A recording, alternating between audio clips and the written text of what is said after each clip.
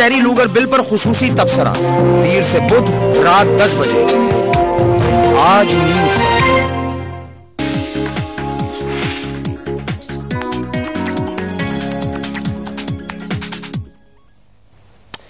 Welcome back to आज markets. नाज़रीन, हम बात करें डिस्काउंट रेट के हवाले से, जिसमें डिसीजन के तहत अनचेंज जो है वो छोड़ा गया है। अगले 2 महीने का जो हमारा पॉलिसी रेट होगा कि पॉलिसी रेट। और इस वक्त टेलीफोन लाइन पे हमारे साथ मौजूद हैं साबिक वफाकी वजीर ख़जाना जनाब डॉक्टर सलमान शाह साहब।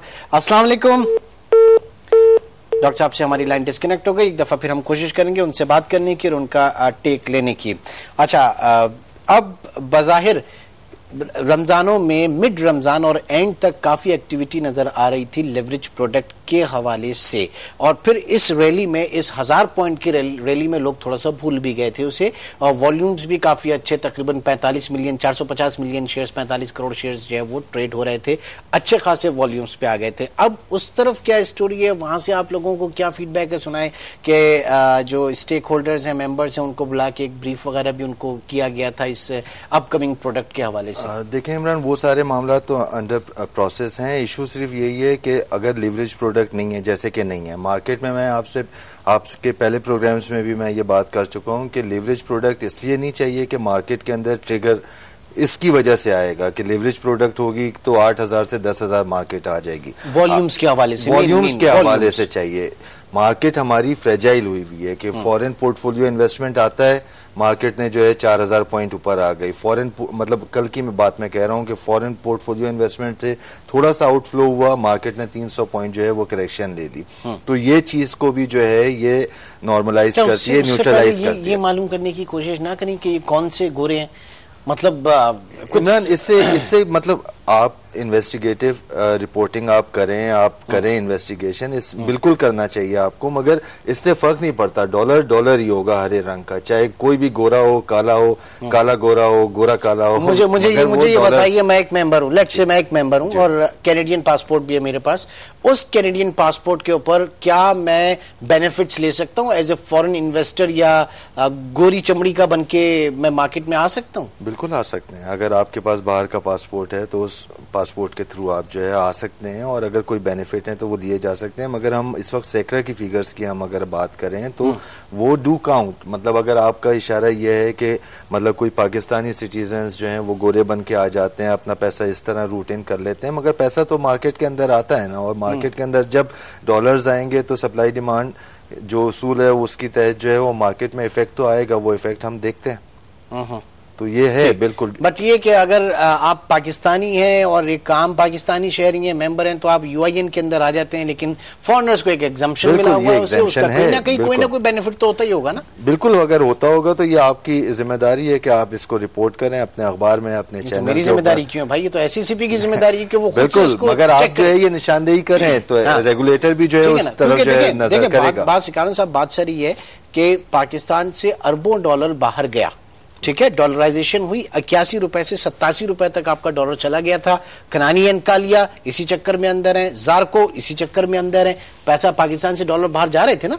अब जो जिसके थ्रू गए उसको तो आपने पकड़ के अंदर कर दिया है, लेकिन जिसने भेजे आज तक साल, सवा साल, 1.5 साल का अरसा होने आया है, कोई एक नाम सामने नहीं आ सका कि जनाब इस बंदे ने इतने डॉलर्स पाकिस्तान से बाहर भेजे थे। तो हो सकता है भाई जो बाहर से पैसे वापस आ रहे हैं, क्यों आपकी रेमिटेंसेस क्यों ऑल टाइम हाई हो गई कि जितने अब आपका जो एक पैरेलल जो पूरी इकोनॉमी थी, जो पूरा सिस्टम था वो कर्व हो गया, और उसके साथ हम देख रहे हैं कि बैंकिंग चैनल के थ्रू पैसा पाकिस्तान में वापस आ रहा है, तो आपको अपने वो नंबर्स भी बढ़ते हुए नजर आ रहे हैं। बिल्कुल हाई टाइम रेमिटेंसेज हैं लास्ट जुलाई के अंदर। उसकी वजह यही है कि अब आप हुंडी हवाला से नहीं आ रहे, अब बैंकिंग चैनल के थ्रू पैसे वापस आ रहे हैं। तो पॉइंट ये है कि पाकिस्तान में पैसा आ तो रहा है, कौन भेज रहा है, कहां से आ रहा है, कितना आ रहा है। अब इसमें एक अलग तौजी पेश की जाती है कि जनाब यूएस अमेरिका वगैरह से अगर पैसा आए तो वो जेन्युइन होता है, और अगर कहीं इधर उधर से आए तो इसका मतलब है कि वो 2 नंबर आ रहा है या घूम के आ रहा है। बहरहाल पैसा इमरान पैसा है, और मतलब ये जो पैसा जो भी आ रहा है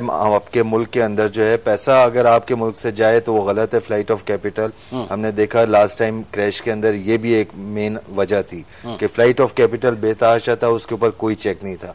उस वक्त हर कोई जो है नहीं, इफ यू रिमेंबर आपकी मार्केट जब फ्लोर हुई थी अगस्त में, 27 अगस्त को जाके, तो उस वक्त यही सारे प्रॉब्लम थे कि डॉलराइजेशन हो रही थी, 87 रुपए पर डॉलर चला गया था और आपके रिजर्व जो है वो डिप्लीट हो रहे थे। यही सारी वजह थी ना मार्केट को बंद करने की। यही बात मैं यही सारी वजह थी मार्केट। तो मतलब अगर ये सिंपल मैं आपकी बात मान लूं कि पैसा आ रहा है तो बहुत अच्छा, जा रहा है तो सब प्रॉब्लम है, तो फिर आने वाली तरफ भी हम रिस्ट्रिक्शन देखें। इंडिया ने वहां की स्टॉक मार्केट्स में यूआईएन कंपलसरी किया गया फॉरेनर्स के लिए भी।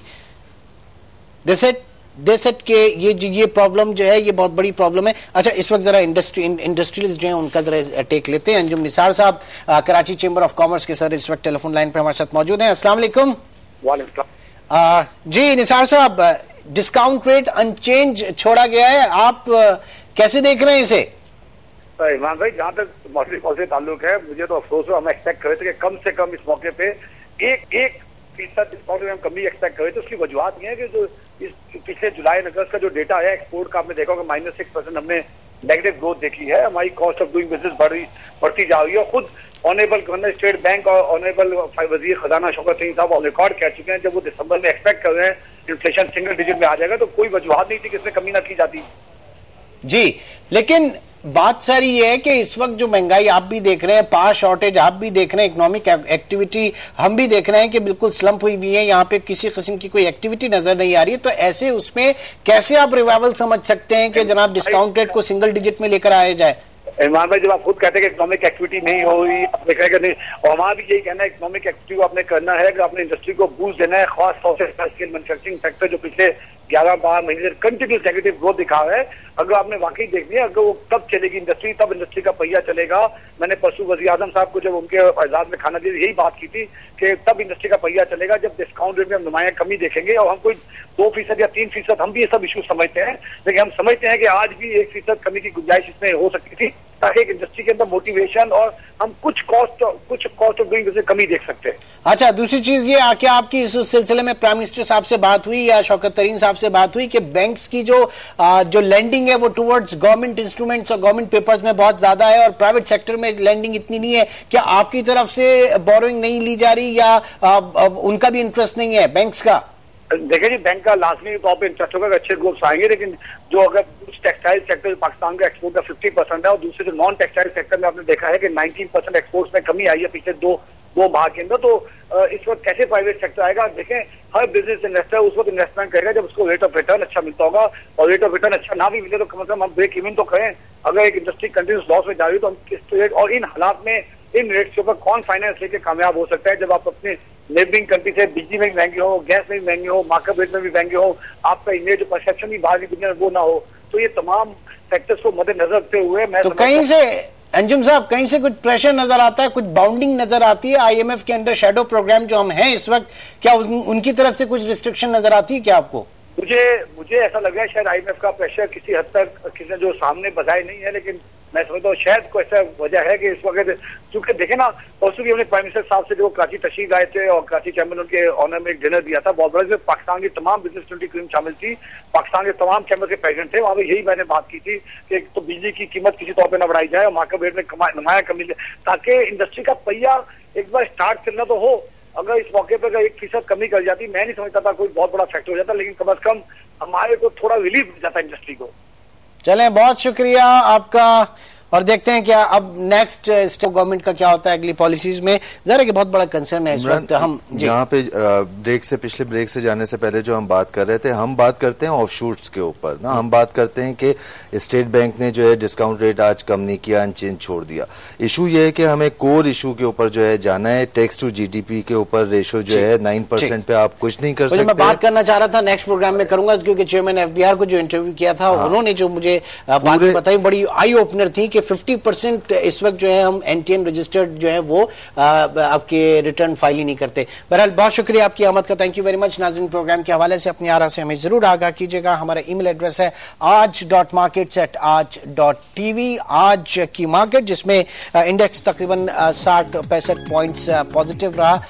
देन उसके बाद जो निगेट करना शुरू किया था मार्केट ने पिछले 2-3 सेशन जो है वो मार्केट बहुत ज्यादा फोकस कर रही थी अपकमिंग मॉनेटरी पॉलिसी स्टेटमेंट को लेकर, लेकिन अब चीजें मटेरियलाइज हो गई। अब कल का सेशन थोड़ी बहुत करेक्शन जो है, एज मिस्टर कामरान अब्बास ने भी कहा कि कल करेक्शन मार्केट में देखी जा सकती है और अगेन 9100 के लेवल जो है वो मार्केट में दोबारा फ्लैट पे आते हैं। कल इंशाल्लाह मुलाकात होगी।